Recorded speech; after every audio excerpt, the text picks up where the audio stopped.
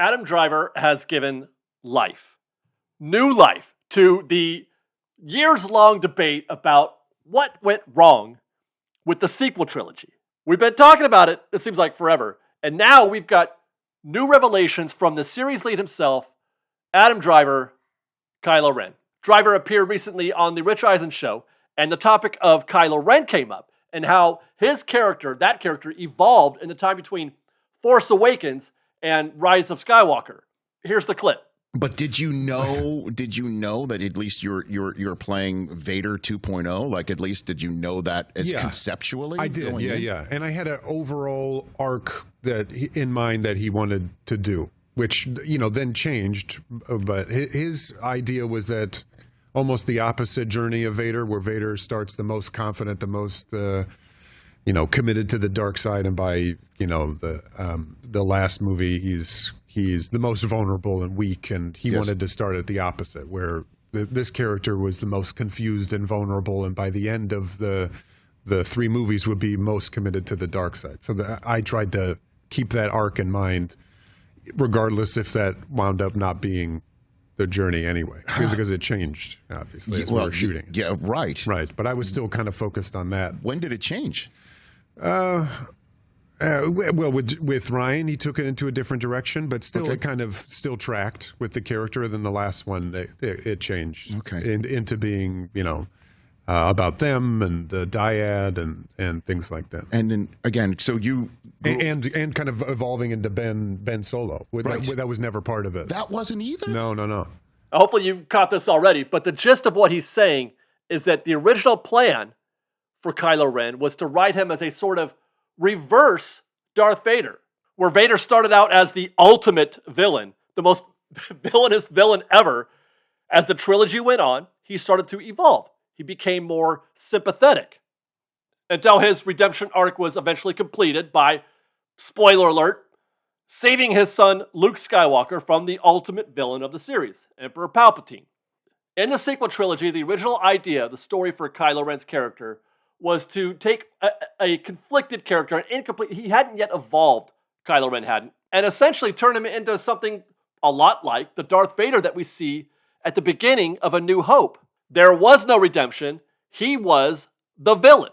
Now note that the primary complaint about Rise of Skywalker, amongst those who don't like Rise of Skywalker, myself included, is that Disney seemingly reversed or undid everything that was set up in the first two films. Now, we could argue about whether or not that story was good to begin with, and perhaps it wasn't. That's a different conversation.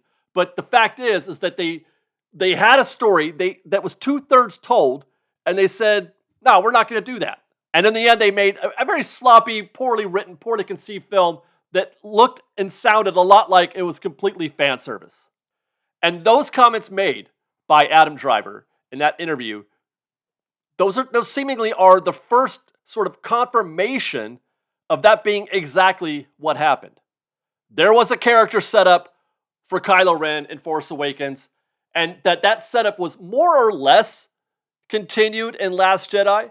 Driver does say that Johnson changed that story a little bit, Kylo Ren's story a little bit, but it was more or less the same, and that it was still on track with that original arc.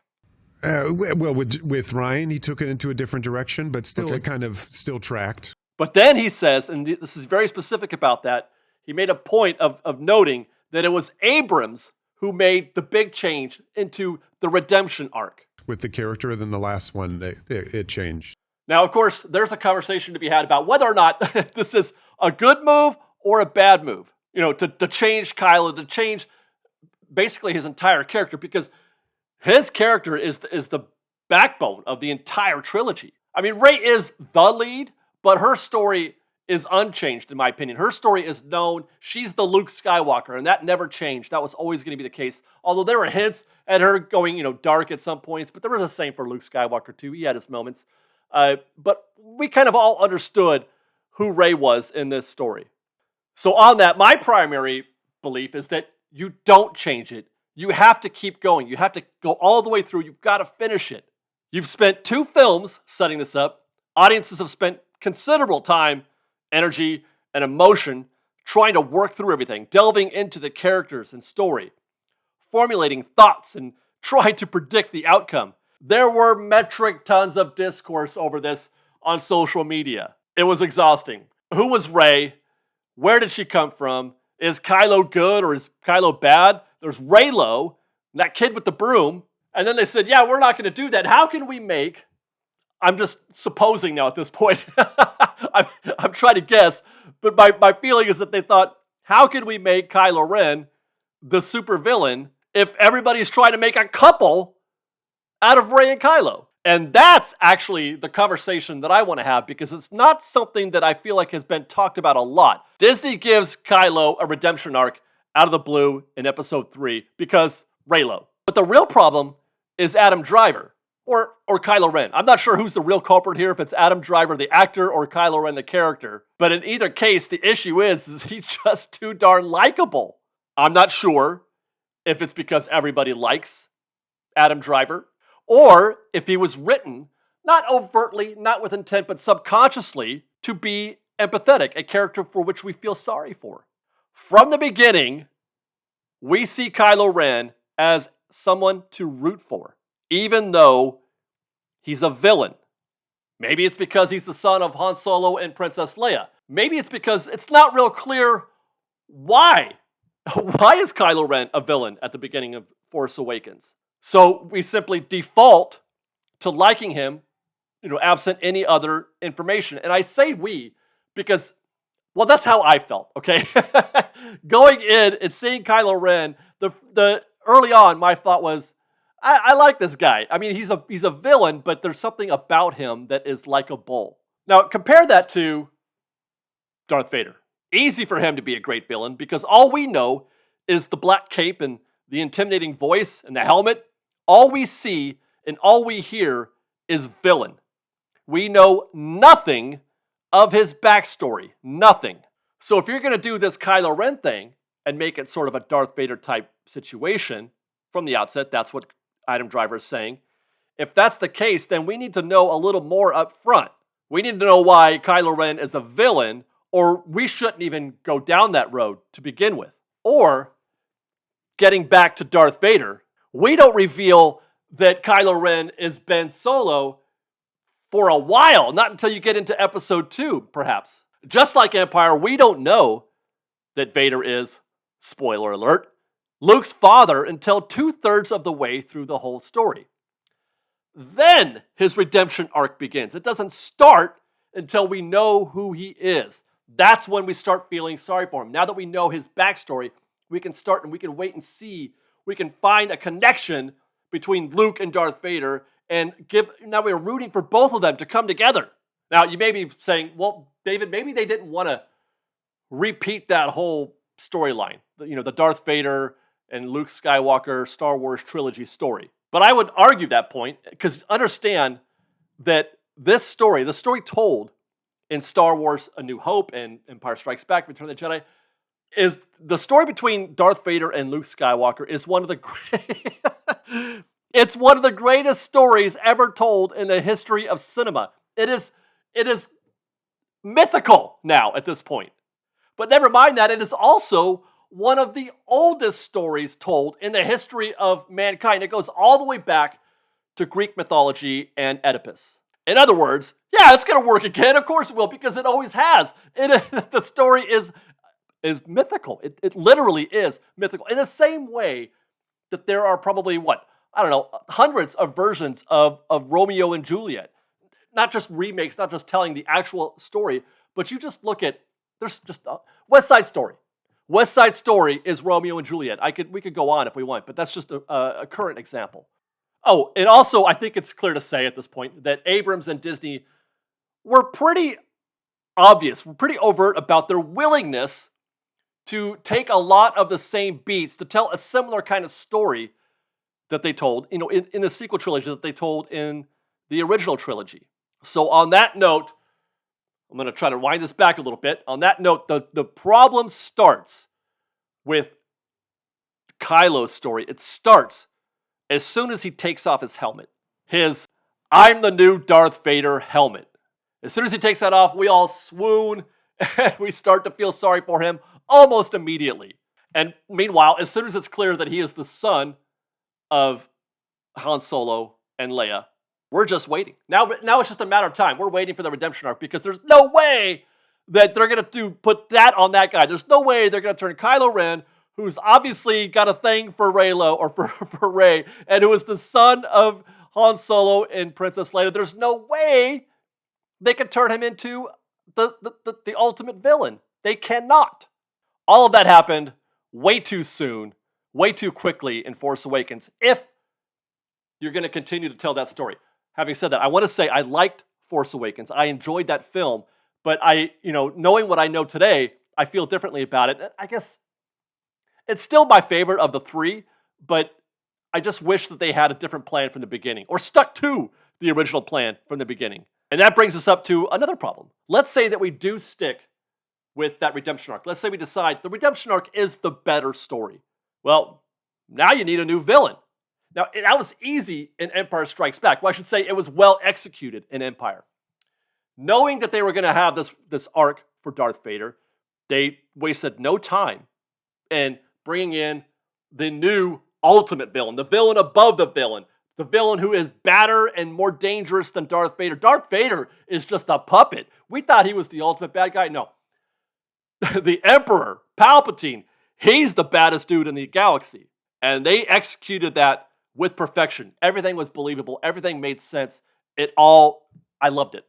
But only when the Emperor arrives, literally, in the film, and we see him stand by, side by side with Darth Vader, and only when he establishes himself as the true villain are we then allowed to proceed with the Darth Vader redemption arc.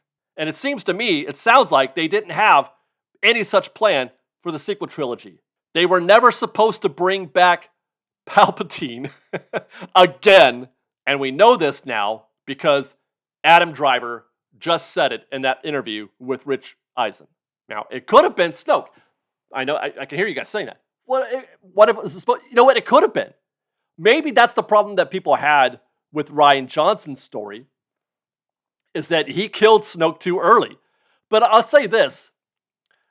I didn't feel like Snoke was all that menacing or dangerous. He sounded menacing, and obviously they're trying to make you feel that way, but I didn't get a Palpatine vibe from Snoke.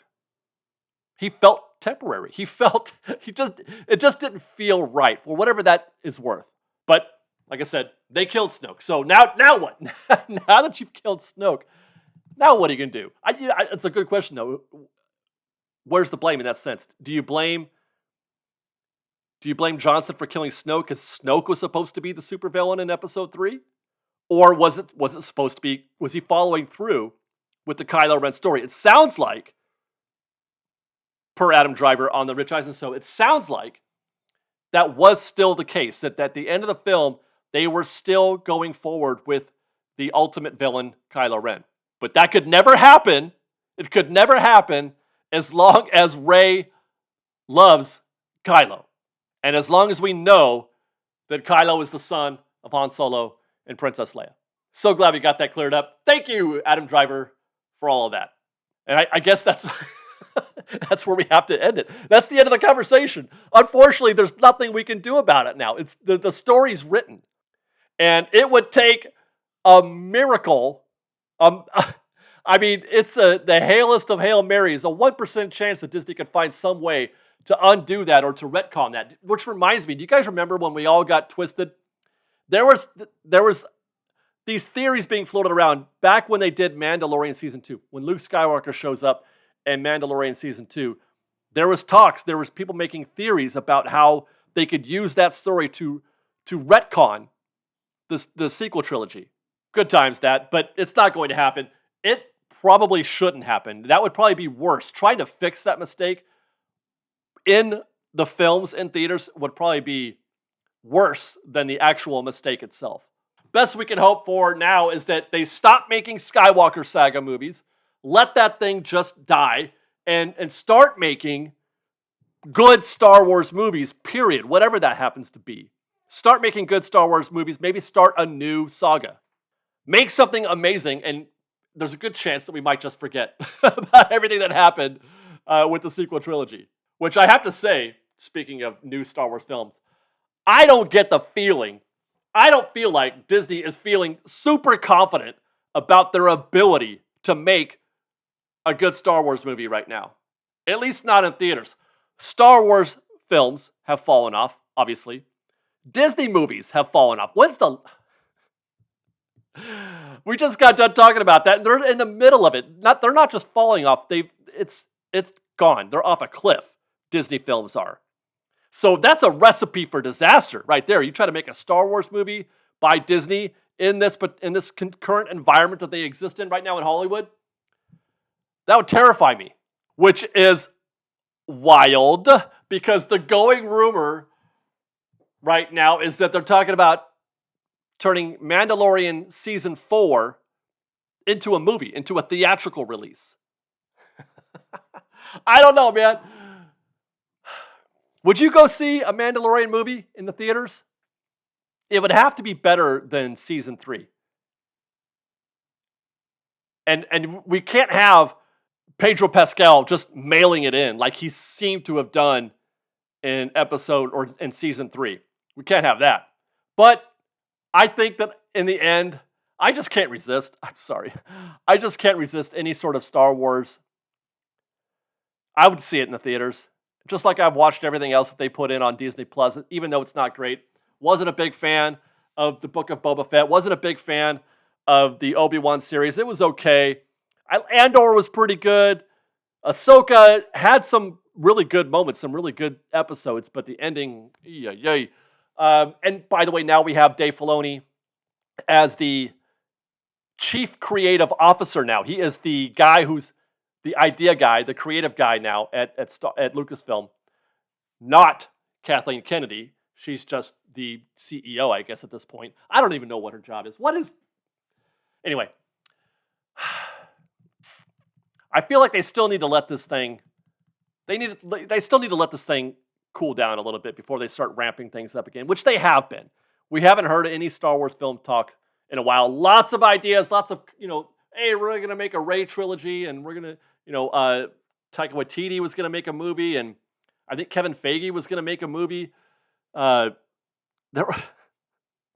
don't know if it's still happening. There's somebody else I'm forgetting that actually was kind of sounded promising, but I feel like we're still years away from people getting over the open wound that is Rise of Skywalker. Talk to me. What do you guys think? Let us know.